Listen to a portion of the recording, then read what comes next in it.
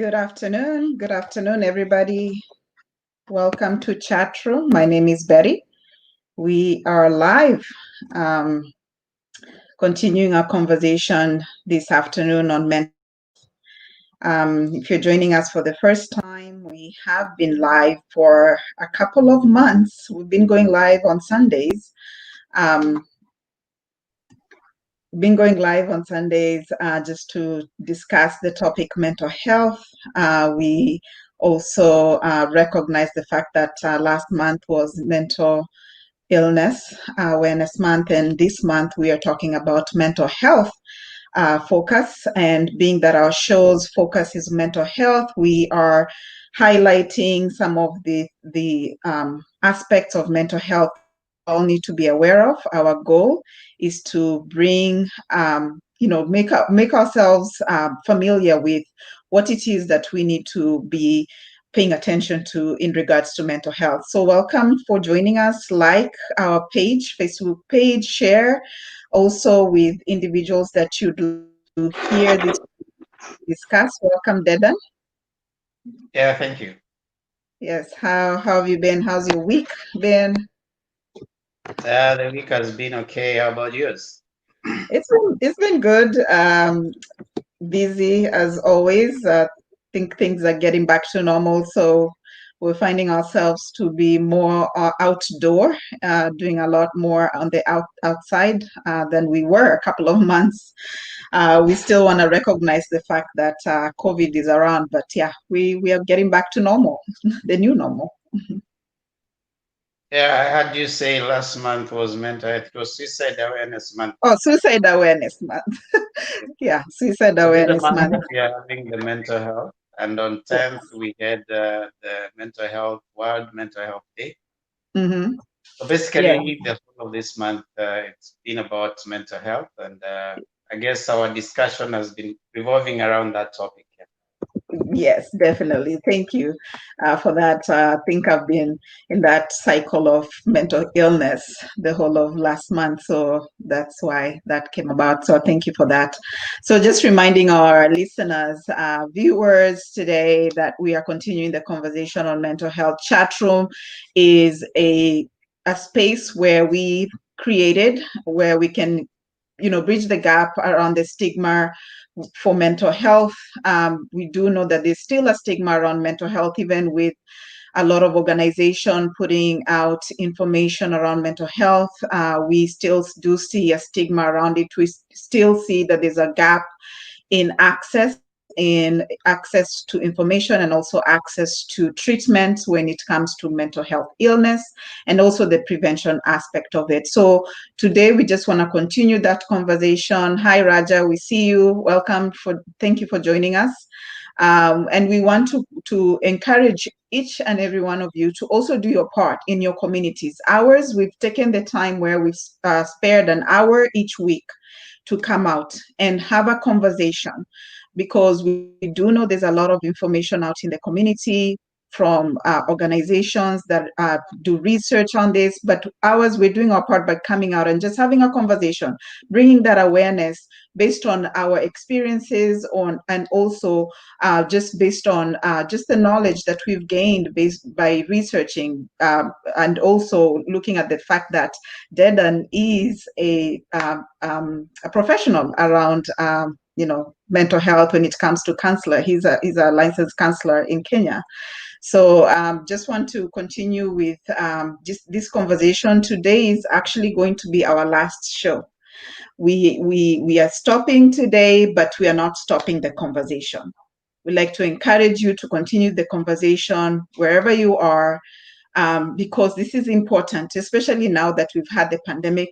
It also brings a totally new, viewpoint of how we see mental health, because a lot of us have experienced something that we never expected in our lives, and we don't know how to deal with it. We have a lot more access to technology, and that also brings its challenges, even though it brings opportunities for us to connect around the world.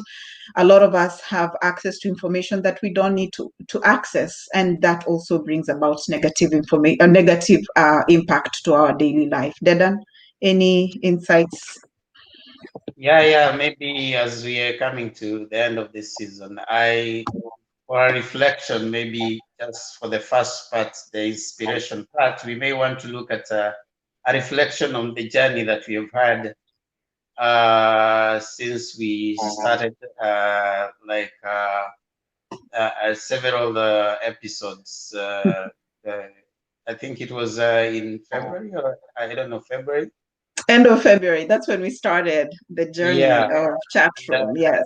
and I think we started when we were having COVID that had not come yet. So It- yeah, it hadn't. It was there, but it wasn't as it is right now, where there's closure. There was closure. There's no traveling and all that. We still knew that it had an impact. China was the hotspot for it, but it wasn't yet determined what it is here in the United States and the impact here in the United States.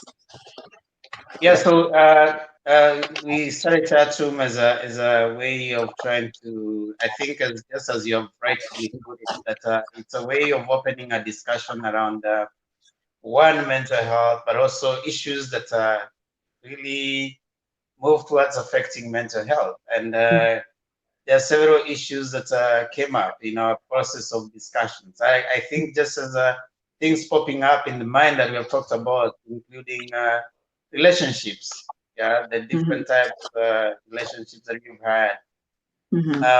We've talked about even at some point when we started talking about depression.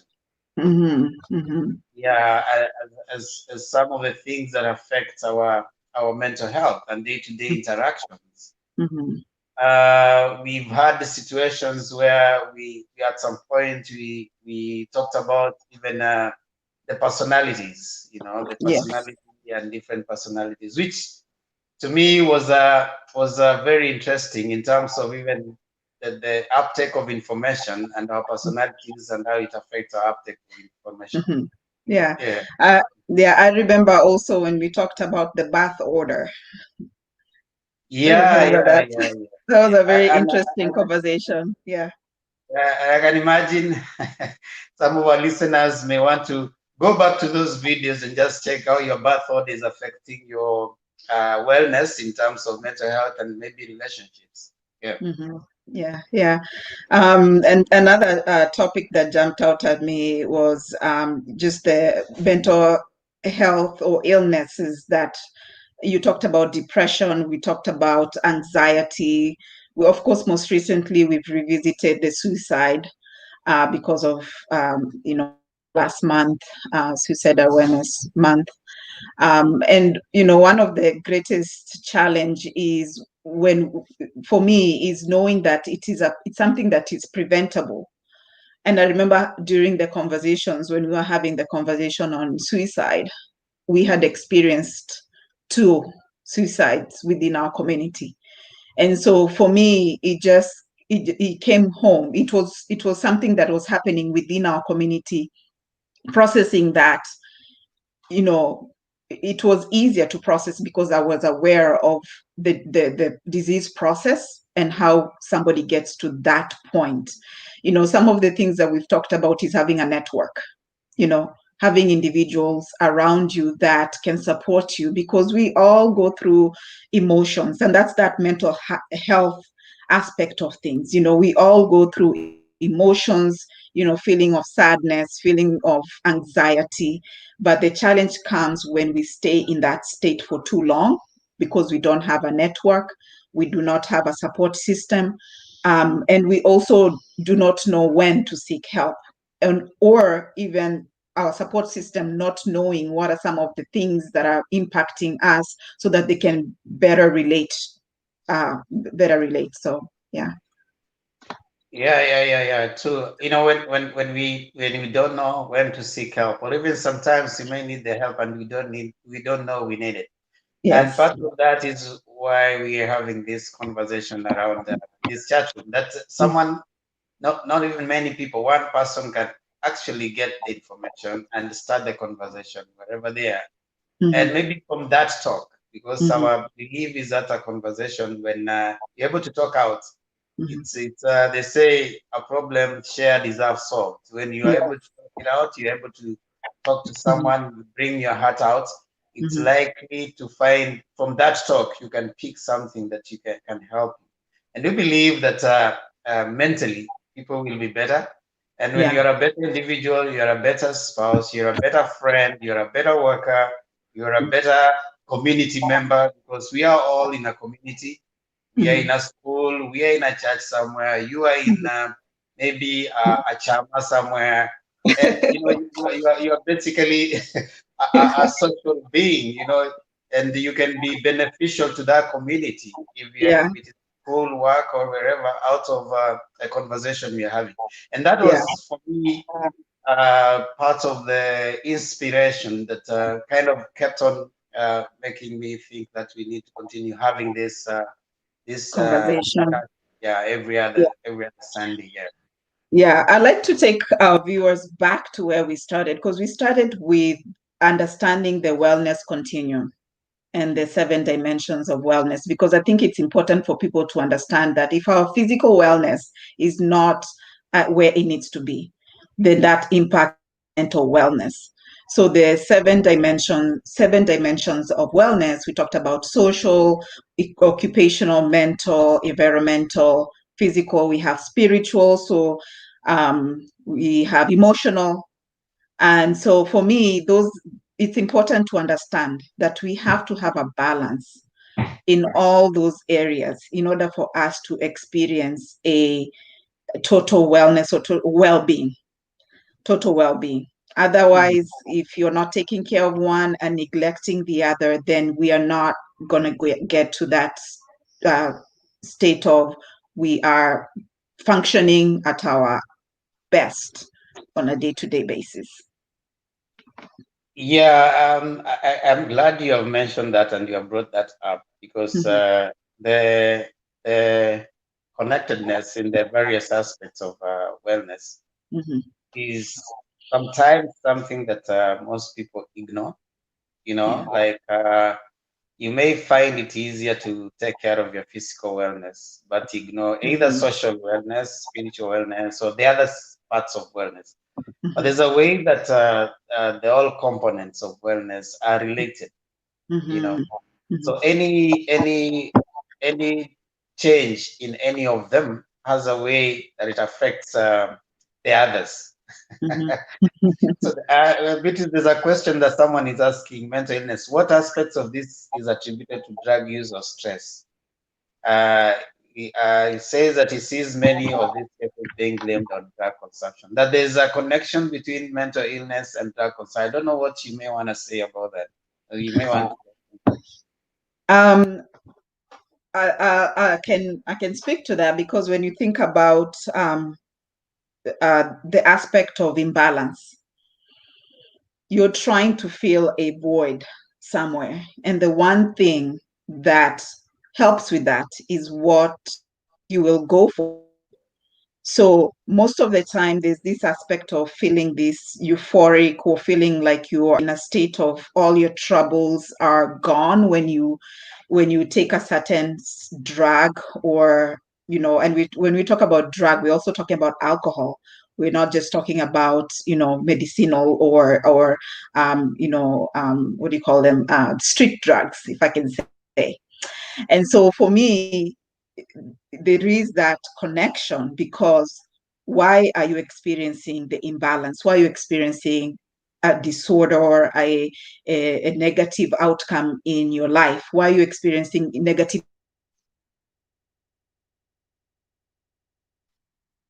emotions? Is the one thing that you're going to seek. And most of the time, because we don't have individual around us, the one thing that we go for is either the drugs. We try to, when it's like pain, when you're feeling pain somewhere, you go for medications, or sometimes you try to do some things over the counter. You will take, maybe you'll say, oh, I have a headache, let me drink some water. But then when you start taking that, let's say a hydrocodone, that's a prescription, and you start feeling like, hey, this is helping more and more. And so you that every time you're like, the Tylenol over the counter is not helping me. So I will go to the hydrocodone, and the more you take it is the more you become dependent. And for me, that's how you either get to the drug aspect, is because you're trying to feel within you, and the individuals that are surrounding you may not understand because they do not know what's going on inside of you. And so you're seeking for that thing that stops the pain, the anxiety, and the aspect of maybe hearing voices when you get to, the illness aspect, when it's not treated, or, maybe feeling like you want to take your life and things of that nature. So yeah, together with that, I would want also to just add a little bit that mental illness and the drug use or substance use are normally related in for purposes of a question where they are saying what aspect is related to drug use or stress. So stress may lead into drug use in terms of management. When you are trying to manage your stress, some of them may manage it using a drug. For example, some of us may use alcohol to treat a stressful situation, or sometimes engage in drug use. mm-hmm. However, I would also want to point out that there's something called comorbidity. Comorbidity is where you have a mental illness and a substance use disorder. So at that particular point, you don't know which one comes first, whether it is the mental illness that came first or the substance use disorder that came first. So in treatment and response, you may, like in situation, need a mental status exam or someone to check out to do some psychological testing to know what came first. Is it the mental illness, for example? Is it a personality disorder? Or is it a mood disorder, for example, maybe a depression that came first, then you started using the drug, or you started using the drug, then the disorder came later. Because now when they start treating them, treatment of one may either stop the other, or you can, for example, start treating someone who is using a drug and then not respond to the mood disorder.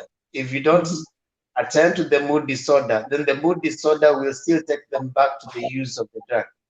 So it requires probably a two-pronged approach where you are addressing both the substance use disorder, but also attending to the mental illness. So yes, there are some of us who tend to attribute all mental illnesses to drugs. But again, it is I wish to point out here, not everybody who is mentally ill, you will see outrightly that they are mentally ill. There are some mental illnesses that are very subtle. Yes. Like generalized anxiety disorder. It's not something that you'll be able to point out outrightly that this person has. And that brings us to the other thing you talked about when you started about stigma. There are many people within us who live with mental illnesses, but you see, because of stigma, people don't want to talk about it. And so why? We are going to start maybe put you into a pigeonhole, or maybe take you into a corner and say that so-and-so has this particular mental illness. But all of us, when tested, there are some level of mental illnesses. That's why we want to try, if possible, break the stigma. And to the extent that we can manage these mental illnesses for these people still to be productive within the environment. How do you come out so that you talk about it and you don't result into the management ways that sometimes can be maladaptive? For example, taking drugs. So yes, drug consumption, sometimes it's a way of managing a mental illness, and at times it's by itself a disorder. So substance use disorder is actually a disorder. So we may want to check, is it comorbid?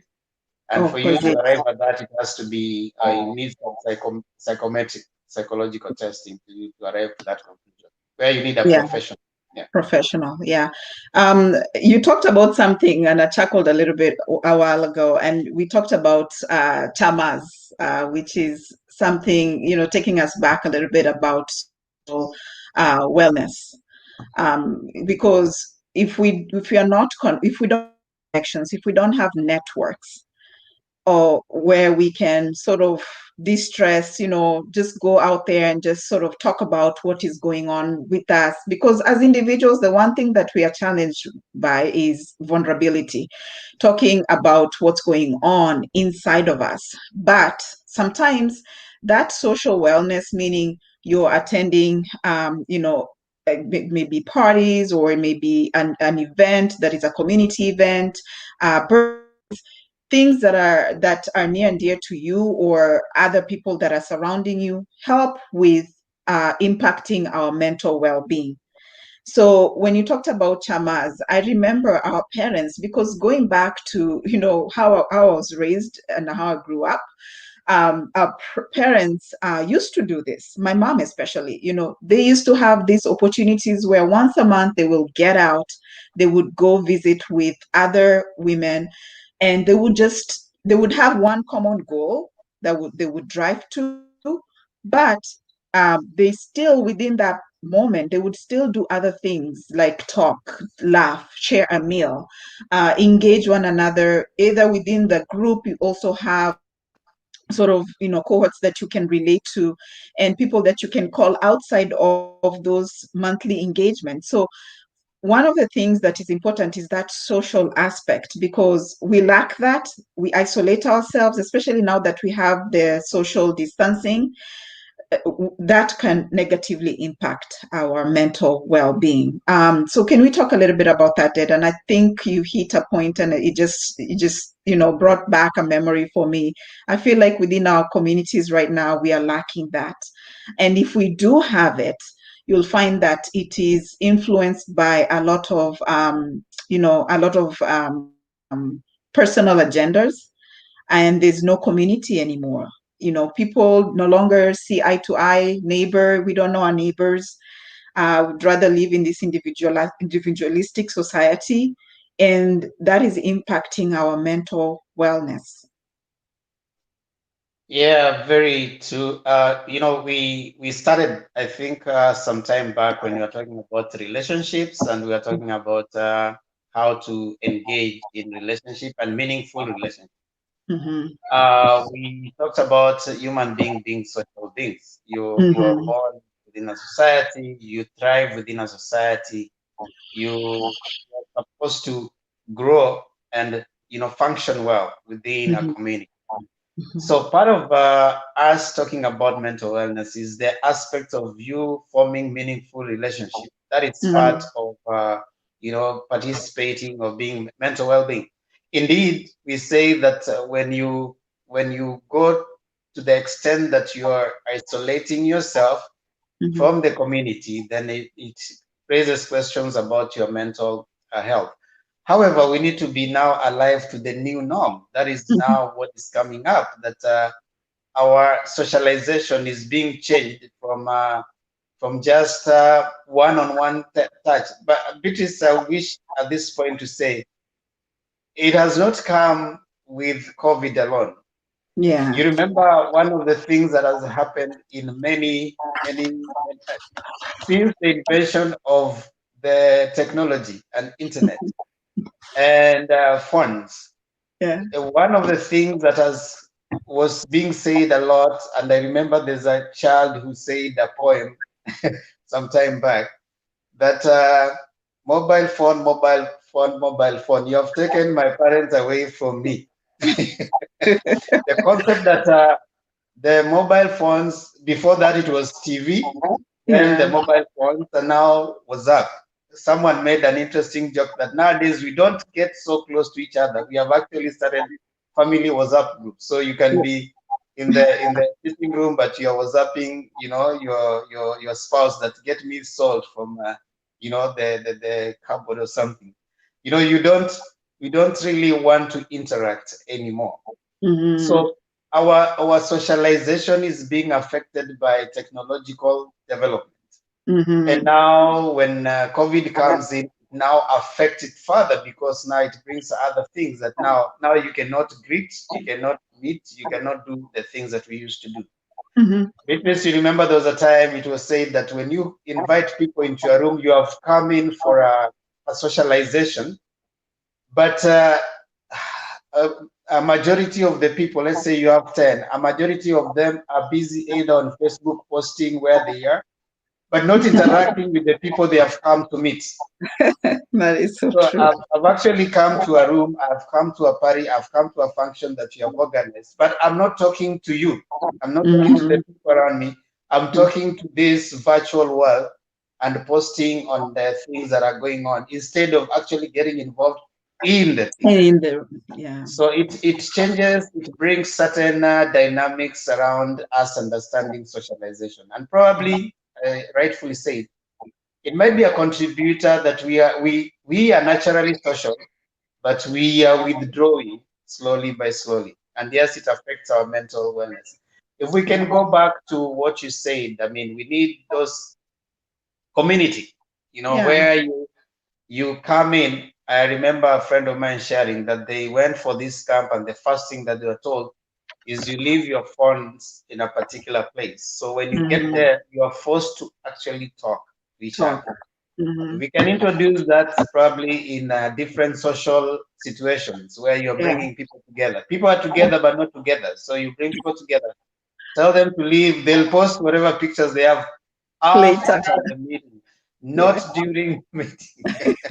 That way, you keep everything away and allow people to talk. Now, even those chamas, Beatrice, people don't talk anymore.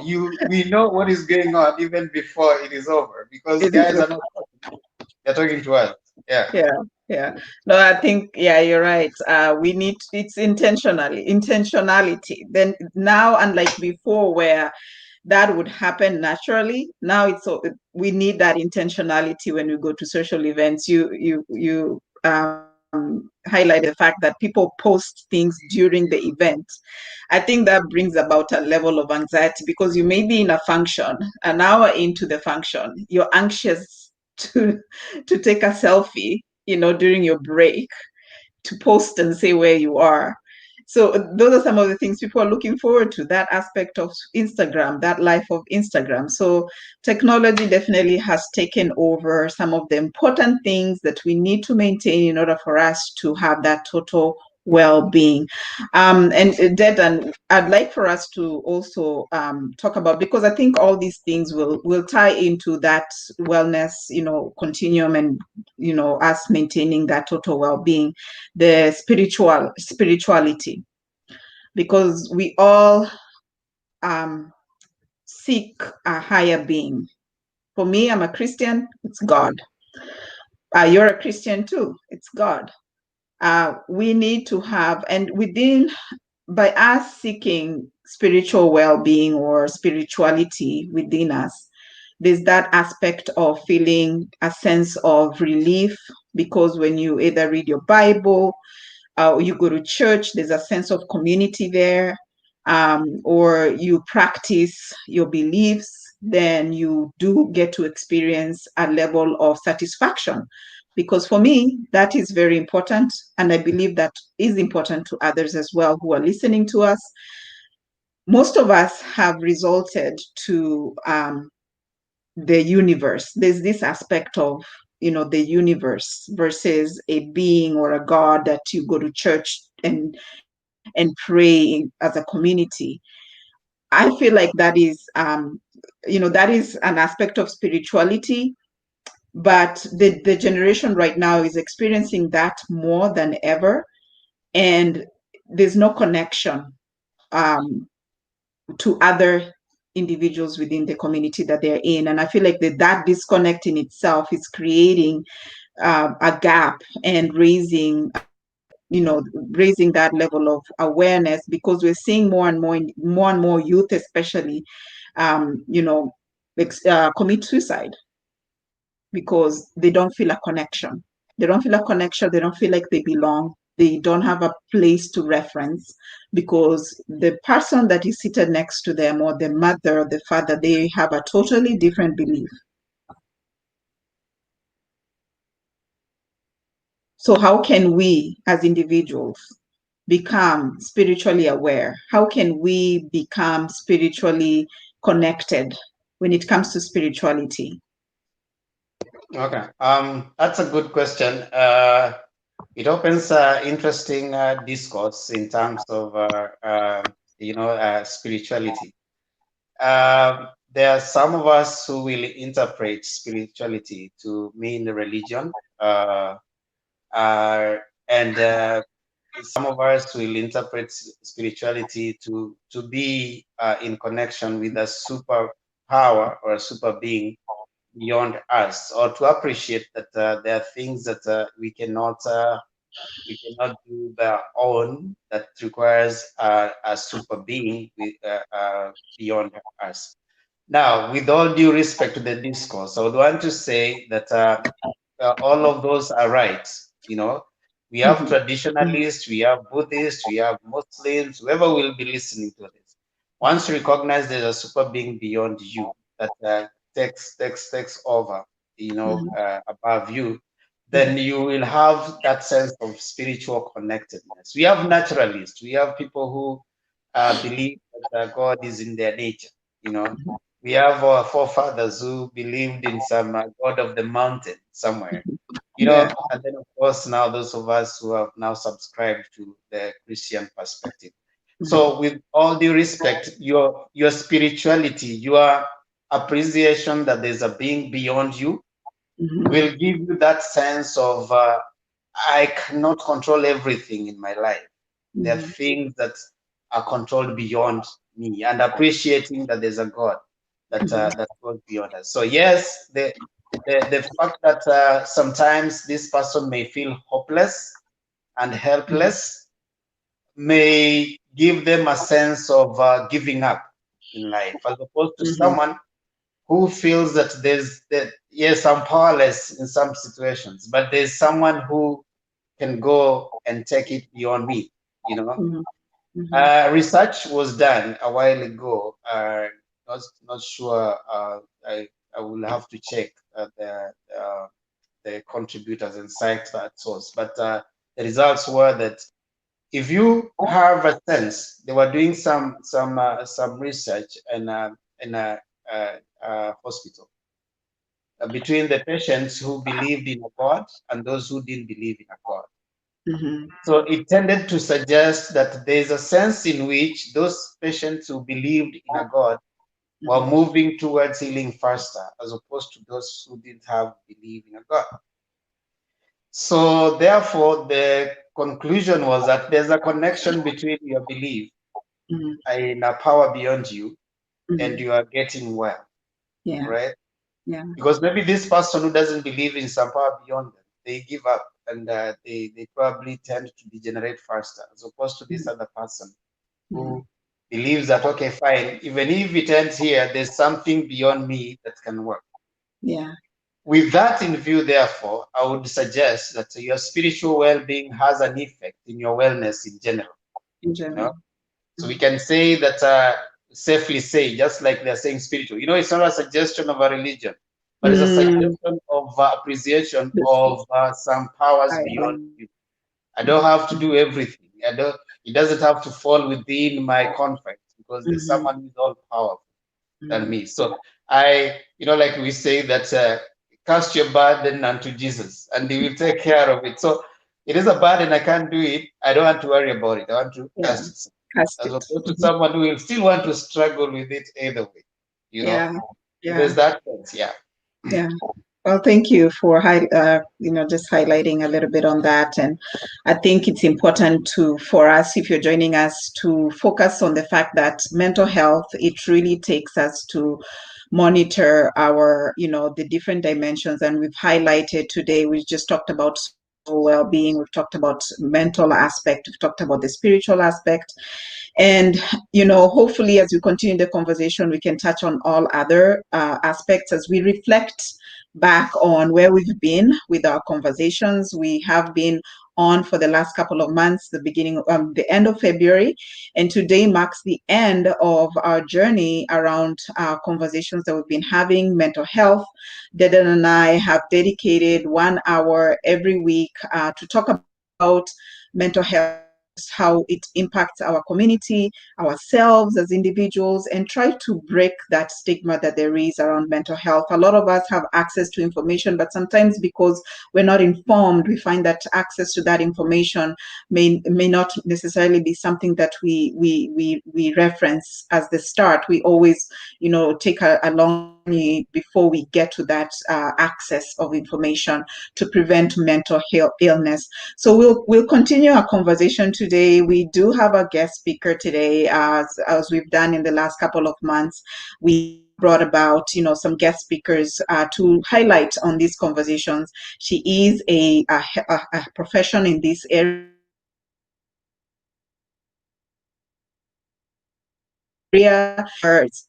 Our season this year, we wanted to conclude it with another viewpoint of this conversation and this subject of mental health.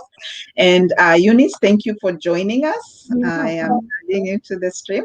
Yeah. Thank you. Yes. Yes.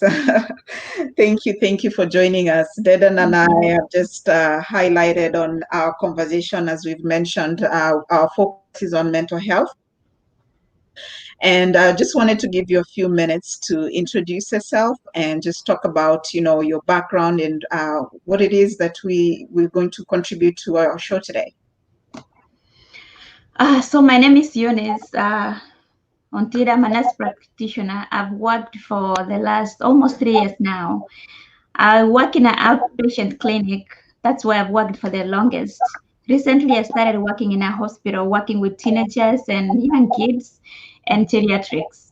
So pretty much I've worked with people of all ages. Mental health is a problem. It's good that I think most people are getting enlightened. Most people are getting to know what is mental health. So I believe, especially during this pandemic, mental health has been emphasized, and I think most people are getting to know, yes, it's something that needs to be supported, and I think there's a lot of need for mental health. Yes, thank you again, Eunice. You've talked about you've worked with all different age groups, around mental health, and we just want to hopefully you can be able to touch on some of the things or areas that you focused on, especially when it comes to mental health. What are you seeing out in the community when you have individuals come to see you, or what area of focus are you specialized in, or do you see all aspects of mental health and illness? Yes, thank you for that. I do all aspects of mental health, but of course there is those which are more people suffer more than others. For example, depression. Depression is depression and bipolar, which is depression, people are more stressed, where people have lost motivation to do things that they used to enjoy. People are stressed out. People are sad. They have a lot of sadness. They are crying spells. People don't, people have lost interest. Literally, people have lost interest and they don't enjoy anything in life. Literally, they just live life, but they don't enjoy what it is. And this can be caused with a lot of stress in life. It can be caused with, anything in life, and anybody can go through depression. There's no such a thing as, oh, I'm better than this one, or maybe this is my age, maybe during this age. No, but it can affect anybody. That's what I mean. From young kids to adults. We have bipolar, which is mood swings, mood up and down. We have anxiety, which is very common. And sleep issues, ADHD. So some mental health problem like schizophrenia is less than stuff like, those are like rare conditions. Not rare, they're there, but it's not as much as the depression and anxiety and, bipolar, most things that we focus on, like ADHD in young children and adults. But yes, I do pretty much everything. I take care of everything, not just one specific area.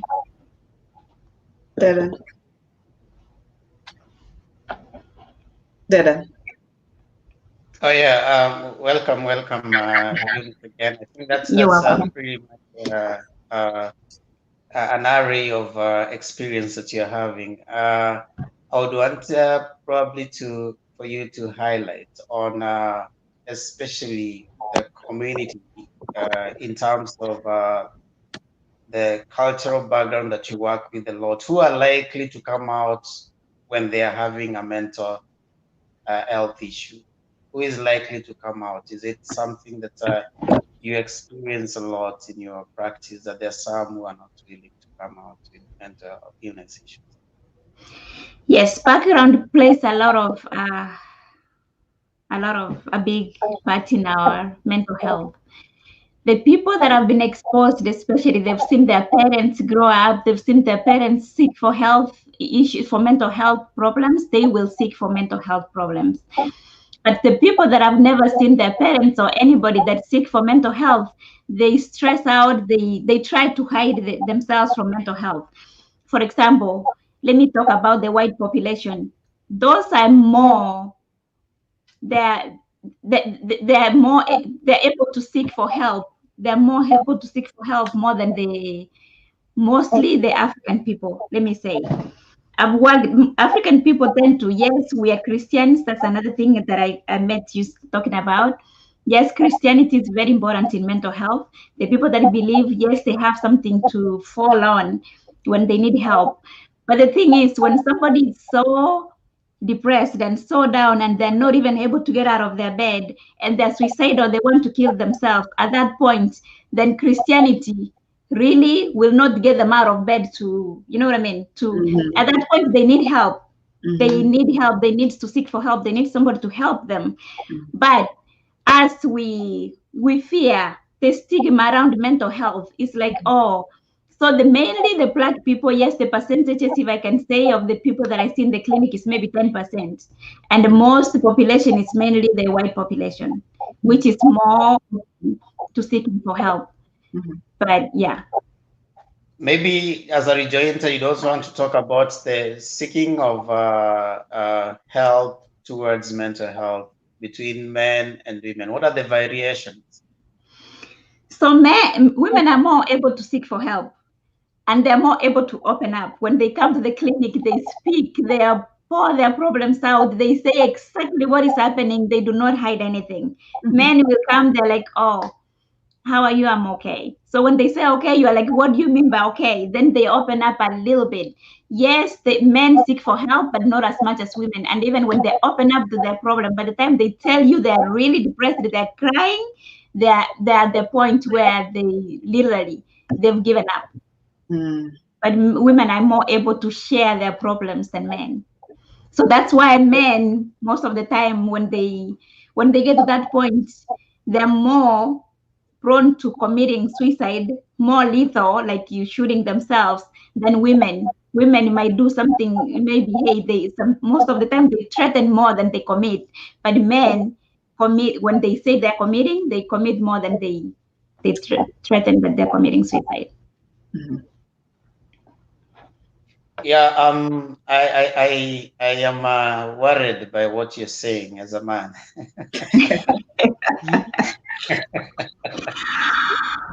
And I would want you to probably give some recommendation, because now as we talk, probably when we look at again African, with African community, you may also want to look at immigrant community vis-a-vis those who are from here. So if you're looking at immigrant community, there's an influence on our culture and our response and even talking, because we have been socialized, genderized, like we are given the male gender, and you're told that a man, as opposed to women. We were just talking with Beatrice a few minutes ago about chamas, and one of the things that you highlight, it's easier for women to go to chama and share their issues that affect their mental well-being. For example, the status or the nature of their relationship. If they're having financial struggles, it's easier for a lady to talk to another lady, as opposed to us who have been genderized as men, that a man in Kiswahili, they say nakufa kiume, that is, dying like a man means that you be quiet and die like a man. What would be your recommendation in terms of breaking that stigma? Because this is a forum where we are thinking, yes, we'll have discussions. We can have this many discussions as one of them.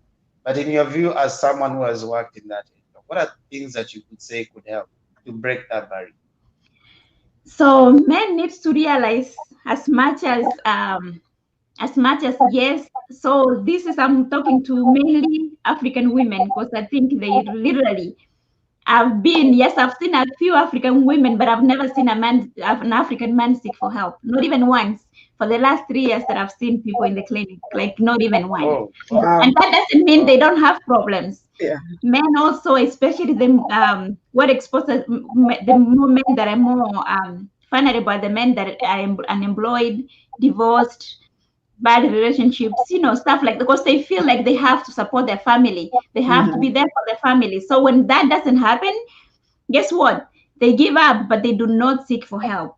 So what I can say is just to tell our fellow men, they are also human beings. It's okay to ask for help. And when they go seeking for help, another thing they fear is like, it's confidential. Nobody will know about your problems, period. Anything that you share to me, that's it. It stays in my room. It doesn't go to my family. It doesn't go anywhere. It literally stays in there. So if maybe they know that, they will feel more comfortable to share their problems, and that doesn't make you weak. The fact that you're sharing your problems or you're asking for help doesn't make you weak or doesn't make you less than anybody. You are still as important as you are. You just need help, and anybody needs help. So instead of, because what happens, they do not seek for help, and then it gets to a point where, well, let me give an example of an Indian man that I've seen. So they believe in marriages. Their children have to get married, do well in school, and all this. So this man had 3 children. So all the 2 children, the 2 of them did really good. Actually, 3 of them, they did really good. They went to school. They were all employed. So the 2 of them were married, but one of them, during the marriage, I think something happened. They broke up. They called off the wedding.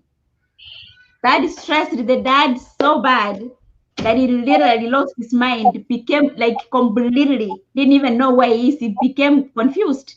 He started getting depressed slow by slow. The wife tried to tell him, you need to seek for help. We need to move. And then, so he stopped eating. He stopped getting out of bed. It became so bad. It took, in a period of about 6 months, by the time I saw him, he literally didn't even know his name. Wow. Expectations. Oh, yeah. For our culture especially, I think there's that aspect of expectations. What we expect of our children, what is expected of us. And if it doesn't happen in the way that the society or our culture has in mind, then it's considered either failure.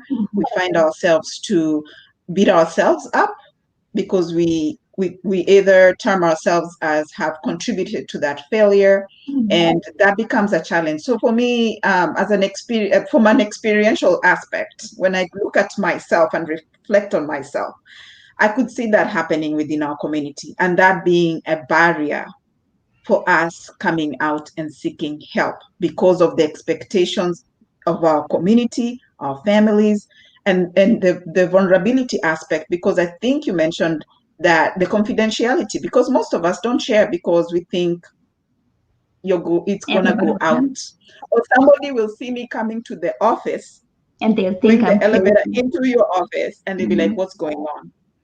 So because even though we're not connected as we were maybe 10 years ago as a community, we still find ourselves to still be sort of cautious of how we relate to one another. And that is very impactful. So, I mean, thank you for sharing that example and just highlighting the impact of what expectations could do to an individual from a mental health perspective, and seeking help soon. I think that's the biggest challenge that we have as a community, getting help as soon as possible. When we talk about seeking help as soon as possible, when is it, as an individual, when should I seek help? Should I seek help when I'm feeling like I'm sad? Or should I, and when I say help, meaning, should I come to see a counselor? Should I come to see a practitioner only when I feel sad? When do I come to you? Whenever I need help or I need to. That's a good question, because most people feel like by seeking help, they're seeking for medications, not necessarily. So anytime you feel like you are low, you are unmotivated, you are feeling sad, you're feeling like, you know, you literally don't enjoy the things you used to do. You used to wake up and take your children to school. You don't feel like doing that anymore. Even cooking for your children, you're literally, your energy is so low that you're pushing yourself to do the things that you used to do on a regular basis. So at that point, you need to seek for help. Let me start so when you seek for help, this is the first thing you would do is to refer you to therapy, counseling, you know, talk to somebody. If that one fails, then yes, we might need to look at, hey, let's seek medications or let's see how we can help you. But so seeking for help is as soon as you start feeling, yes, if it's, well, we call it 2 weeks. Depression becomes 2 weeks of literally not being depressed, like, you know, feeling like, hey, I'm not enjoying the things I used to, sadness, crying, like all those signs of depression. But then you don't have to wait till you get there. Anytime you start feeling like, hey, I'm not feeling well, or I'm not, you know, for example, grief, somebody dies, and then you feel like you can't get over it. You feel like even going to work, it's become a burden. So at that point, you need to get up and just seek for help. It literally as soon as you can. Or as soon as you realize that, you know, something is, I'm not myself. Yeah, that's a good question that Beatrice has brought up about when to seek help. I think Eunice, you may also want to address yourself to our listeners to the preventive measures, like you're saying before we get there. The value of surrounding yourself with people that can support you in your mental well-being. You may want to comment on that because there are people who are a little detached. Their relationships really do not make them thrive mentally. So you may want to address issues to do with the importance of having supportive people around you. Actually, that's the main thing. I think you said it. Main thing, yes, preventative measures. Keep yourself connected. That is like the big thing. When you have a problem, you have somebody you can talk to. You have a best friend. If you don't trust on a best friend, at least you have a mentor. You have somebody that you can share with, and you believe they will not share. That's another thing. As the people that at least have been exposed to it, that's another thing. Sometimes people get told something and they go telling everybody. Yes, now that we understand from our perspective, then let's try to keep those issues confidential. So knowing who to tell, it's very important.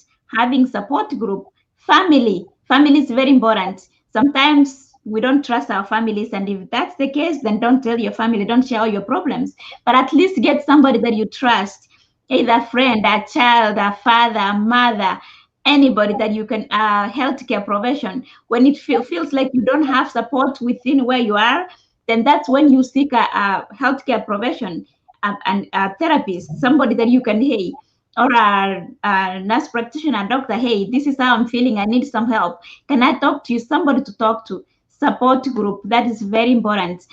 And then eating, of course, keeping yourself healthy. That also contributes a lot to your mental health. What are you eating? What are you feeding to yourself? Are you getting enough rest? Because if you're not resting, then guess what happens? You get irritable, you get stressed out, you get depressed, you get overwhelmed. So having that time for yourself where you can rest and you rejuvenate yourself, it's very important. Lately, Barry is one of our listeners saying this is a good conversation that is going on, and he talks about the idea of expectation, and he says that I think you can only have expectation from an individual only when you believe that the specific person has the obligation and is aware of his or her responsibility towards issues affected by others within the society. So he's trying to talk about, he talked about expectations that sometimes when they're not met, they lead us into having not well adjusted mentally. Now, Eunice, I want you to also address, maybe as you comment on that, the value of expectations, as Beatrice and earlier put it. because of the case that you brought across. You know, we do have scripts that we have written for people around us. We have written for us, others, and we just want them to read them and follow them and fall into place. Now, when they don't meet the pieces as we expect, then at least we disturb someone. So, what would you say about that, Eunice? So expectations, what I will say, be fair to yourself, love yourself, know how much you can do. Yes, we have to expect much, but if you don't get there, then just know, yes, we are human beings. It's so much you can do. We are expected to be perfect mothers. We are expected to be perfect sisters. We're expected to be perfect children, perfect family, perfect employee, everything perfect. Yes, we make mistakes. And we need to admit that when that happens, you don't have to kill yourself just because I didn't meet the expectations. So let's realize that we're human beings and we need to seek for help. So expectations, like what you said, like for example, Africans now, like if I can give an example of that, we're expected to, you know, this nice person, if you do something wrong, then it's like you literally, the community feels like, hey, some people is actually separate themselves from you just because you are not the kind of a person they want either their children to hang out with or they want to be. But let's let's learn the right thing to do. We are Christians, you know, either Christians or non-Christians. The thing is, if you are Christian, then when we look at non-Christians, we expect them to do the things that we want them to do, and they're not able to meet the expectations. Then for a Christian, if yes, you are a true Christian, you will try to bring them closer, even if they don't meet the expectations. But us as Christians, then try to be fair to yourself. Just realize we're human beings and we make mistakes. So expectations, yes, they can be there. It's okay to have goals. It's okay to be expected to do good. You know, anybody, even your children, you expect them to do good. But at some point when they make mistakes, we still need to embrace, you know, to tell them, yes, anybody makes mistakes, and welcome them, bring them close and teach them out of it. Let's use those mistakes to learn instead of stressing about it. Yeah. I know Beatrice is almost cutting us off because of time, but I wish she. No, you're fine. Keep going. It's our last show, so we may just go over a little bit.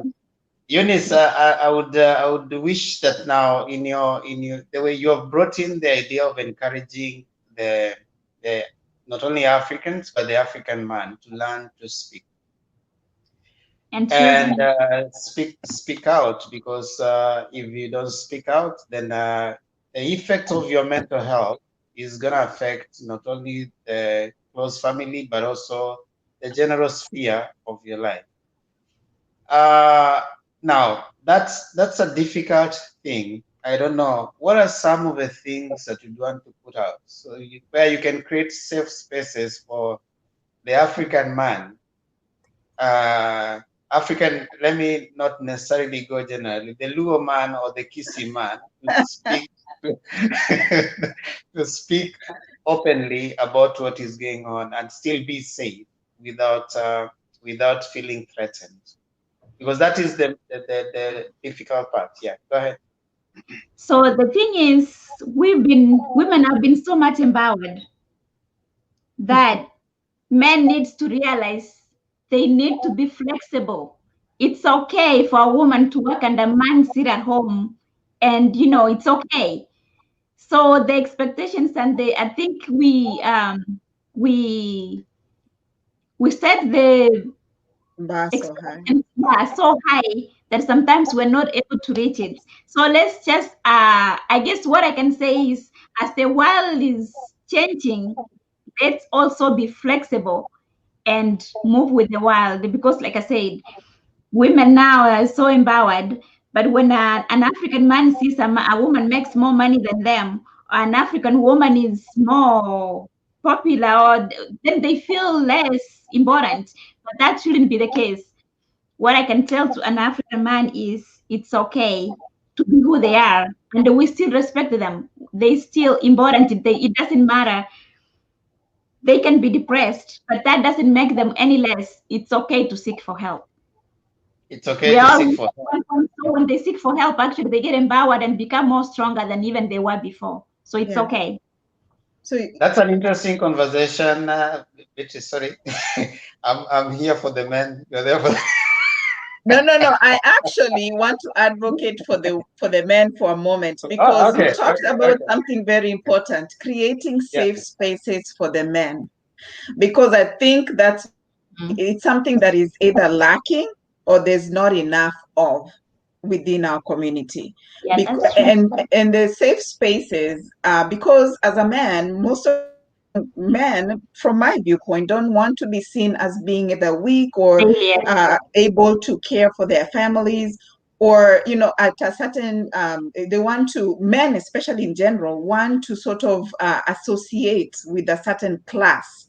And so if the class that they are close to does not fit who they are, then they distance themselves when it comes to emotional engagement. So for me, you're right, Dedan. There needs to be more safe spaces for men where they can actually sit down and just talk, have conversation. Hey, I'm being challenged here.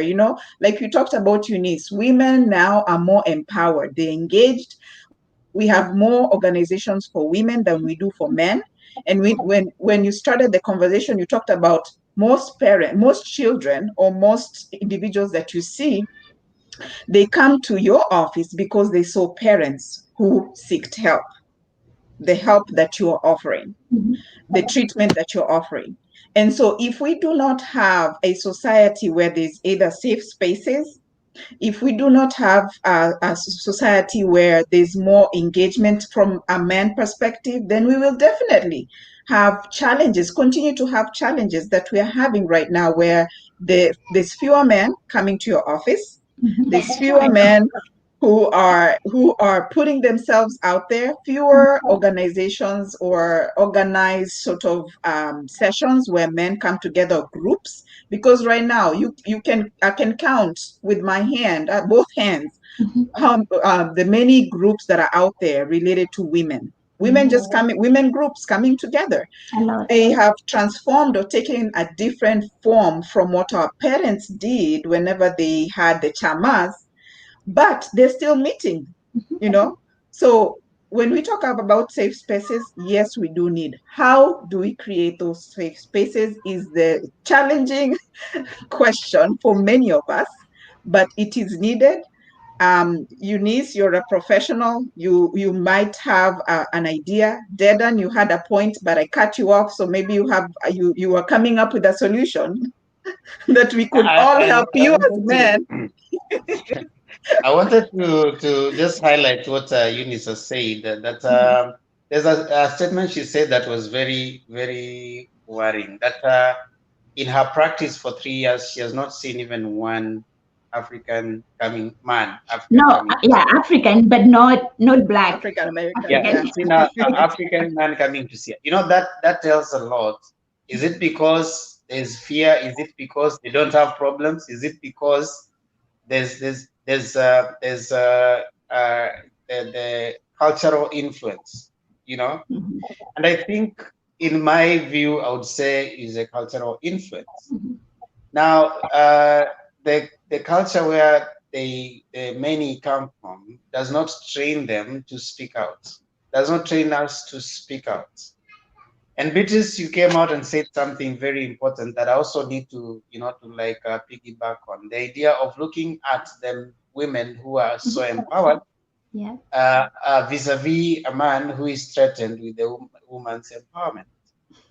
Now, if you can look at that very closely with a cultural perspective, where probably where we were coming from when this woman was not so empowered, I had a voice. So the empowerment is related to a voice.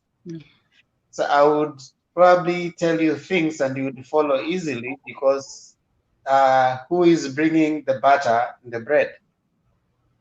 But now you come to a different society where it doesn't matter who brings the butter for the bread. It is no longer the man who has to be relied on to bring the butter and the bread.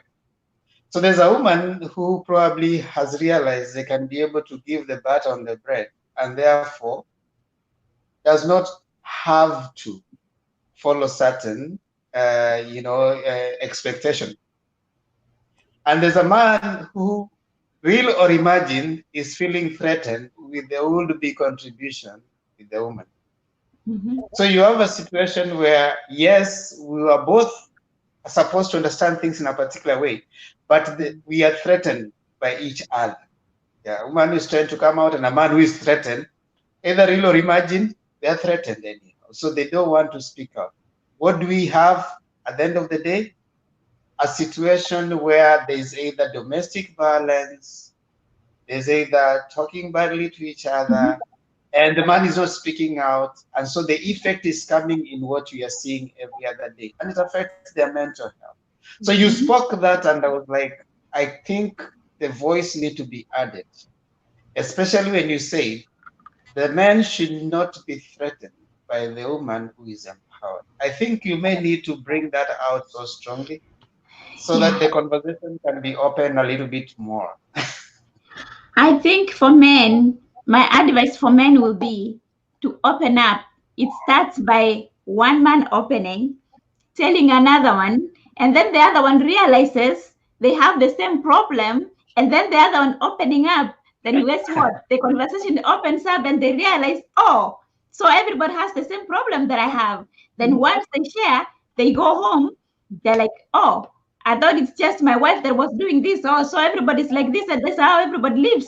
Then guess what? They so the problem is they're keeping the problem because they're ashamed to share what is going on with them because they're afraid of the consequences or what will happen or how other people look at them, of the image they will portray as a community.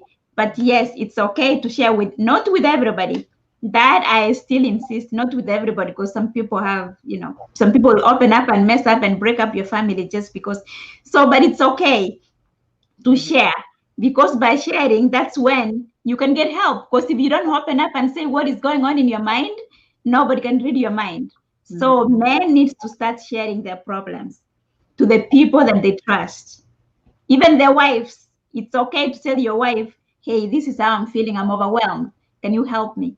It's okay. Yeah. Thank you so much, Eunice. Remember what happened the other day in the video that Beatrice. Yeah, go ahead. Remember the other video that came out? The man was asking the lady what had happened with her because she wasn't responding in a certain way that he expected, and they were fighting on the video. And that was, in my view, just a glimpse of probably what is going on in most families. I hear you say that we need to really bring out the conversation, probably regender, look at the man gender in a different way as opposed to what we were told, probably even the teaching now, as we talk to that we are preparing the next generation of men, we need to teach them differently now in terms of what constitutes a man, because what the script and the imprint that we have, the blueprint we have of what a man is what is affecting our conversations right now. There's a way that the masculinity thing was put into our mind that makes it hard for the African man to come out and talk. Now, I want to give you just one as I close this, because I think this is something we can continue even in our next season, and probably you would come back again for us to talk that. When I grew up, someday there's a man I saw. He took the clothes. He was washing the clothes outside, and the wife was seated in the house. And the way the person was looked at, and he was told that the question is umekaliwa na mama, So now fast forward, when you come right now, it is okay for me or maybe your wife, you and your husband to put clothes in the washer, and there's no gulabalu about it. So I think that script that we have has affected the way we respond and maybe affected man's mental health. Yeah. Not being kukufa kiume, kukaa kama mwanaume, mwanaume si mahali ya kulia, that kind of stuff. So I hear you, and thank you so much. You may probably, I don't know, you want to comment on that, and Beatrice is really eager to close the show, right? It's a good conversation, actually. When you talk about the male, I want to keep going, but we have to stop here. Yeah, I guess I'll just give a short whatever and conclude. So yes, the communication, like you said, it's very important. When we grow up, yes, that we've moved from that side where a man sits down and doesn't do anything and waits for a woman to do everything.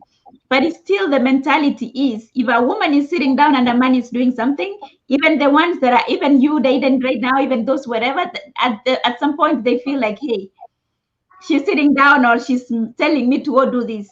So there is still that. So, but I believe by continuous communication and exposure, that will move us from that part. It's okay. It's not like when somebody asks for help, hey, can you help me cook or help me do something? That doesn't mean they don't love you or they value you any less. No, they still respect you. They still love you. It's just that they just need help. Maybe somebody just came back from work all day. They just need a cup of water. It's okay. So it's literally like you said, we just need to teach our men, say, yes, it's okay to not to be equals because you are still head of the family. So it doesn't matter what you do in the house, that doesn't make you less than head of the family. It's communication, because what happens if there is no communication between a man and a woman, that's when it gets to a point where somebody feels like, hey, she doesn't respect me. That's why she tells me to do this. That's why she's sitting down and I'm doing this. But once there is communication here, it's because I need this. I love you. It's because, I'm tired and you help me do this. It's okay. So yes, I'll finish there. But yes, communication is the key word. Okay, thank you so much, Eunice, for creating time to come over. It was really nice listening to you, and I hope our listeners have gained a lot from your wealth of knowledge. You come again in season 2 as we start. That will be next year. 2021, yes. But the conversation doesn't stop here, to be very honest. We actually opened up something that we could follow up during our off-season, Dedan, thinking about the men, thinking about how do we engage the men and impact them positively when it comes to mental health. And when we talk about mental health, we're not talking about a diagnosis. We're talking about us just making sure that our well-being is taken care of. Communication. You talked about communication, Eunice. Thank you very much for your time today and just your wealth of knowledge and the opportunity to have had this engagement today here. For all, thank you for being with us for the last couple of months. We have 430 followers within our network. So we really appreciate you viewing at your own time whenever you have time to listen to us. Our focus has always been to impact one individual during our conversations, and we hope that we've done that with our conversations in the last couple of months and even moving forward. So ours from here is for you to go out, engage your community, your family, around your dinner tables, have these conversations. It's okay to say that you're not okay. It's okay to say, hey, you know what, I need help. Let's talk about this one feeling that I'm undergoing. So we want to encourage you. We want to say that the conversation doesn't stop. Chat room is still active even after this season. We will still be coming to you either, through, different aspects within Facebook, not necessarily live, even out in the community. You may be doing community events to just continue that conversation. So look out for us. We will still keep the page active to ensure that you are looking forward towards our next season. I don't know if Dedan or Eunice, you have anything to say before we say bye to everybody? Maybe something burning that you want to mention before we leave? I just want to say thank you so much for bringing this out, because the more you keep talking about mental health, the more people know about it. Mental health, like you said, is not a diagnosis. Mental health, like I said, it can be just lack of sleep. It can be anything. So yes, talking about it, more people know about it and more people seek for help. So thank you so much, because it starts from you talking about it before everybody else comes forth and asks for help. So thank you. That's really good. Thank you, Eunice. Yeah. Thank you so much, Little Barry says that I learned a lot from the speakers. Very rich content from mental health to expectations and gender knowledge. To everyone out there, we really appreciate your company since we started Yes, up to thank right you. now. Indeed, this has been a good journey, and the journey continues. For me, I've really been inspired, and I've really learned a lot as we keep moving on. As we look to season 2, we hope it will be bigger, better. And Eunice, again, I hope you'll create time to come and share with us again when we start our next season, come next year. And we want to learn more from you. We hope that this conversation will move away from also the chat room, and every other person will now be having different conversations at different areas. From me, thank you so much, everyone. Thank you, Eunice. Thank you, Beatrice. You've been a great co-host. I Yes, look forward thank you, to the next Dadan. one. Yes. As we move on, yeah. Yes, Thank you. yes. Thank you very much. Thank Have a you. good day. Bye.